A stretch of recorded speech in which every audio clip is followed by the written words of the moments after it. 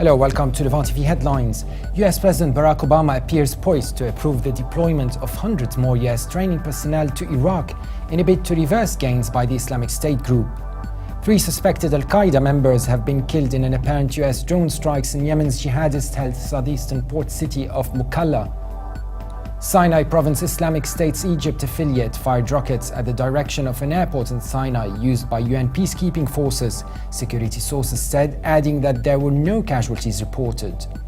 A delegation of Libya's elected parliament has arrived in Germany to discuss with European and North African officials a UN proposal to form a unity government to end the power struggle between 2 rival factions.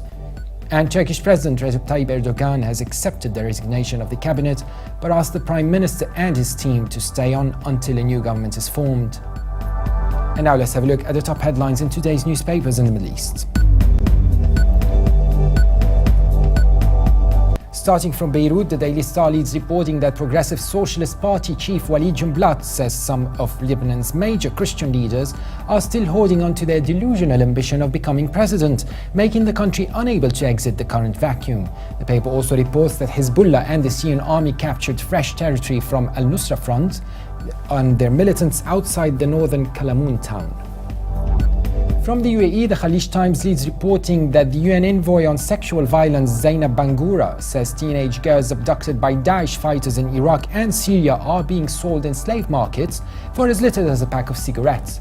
The paper also reports that Indians in the UAE headed the top league of nationalities in the Gulf by sending a whopping $12.638 billion in remittances to their home countries last year, while Pakistanis came in second with $4.151 billion and Filipinos a close third by $3.457 billion.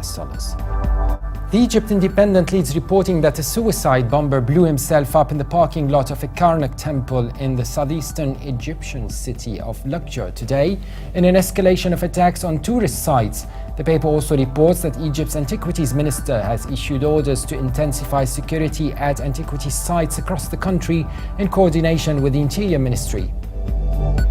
Now let's take a look at the top Middle East headlines from papers here in London.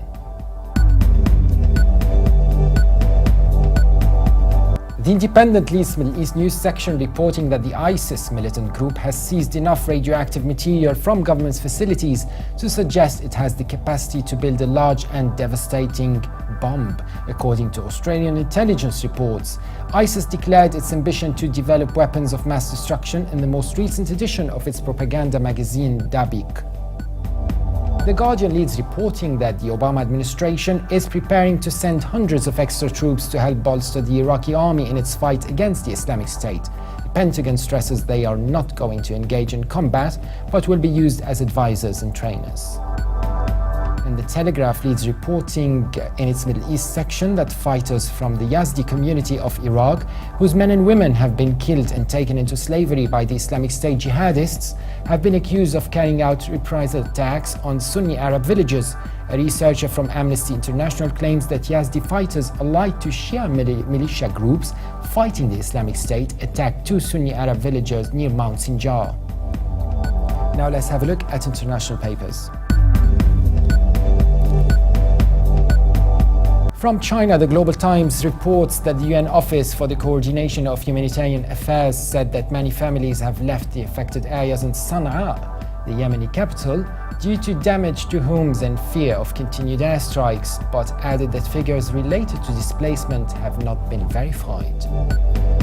And finally, the Washington Post reports that militants with explosives battled Egyptian security forces outside the famed ancient Karnak temple in Luxor on Wednesday, injuring at least 4 people in an attempt to strike another blow on Egypt's fragile tourism industry. Egypt's Interior Ministry said 2 attackers were killed and a 3rd was wounded in a foiled terrorist attack, which reports said injured 4 Egyptians but no tourists.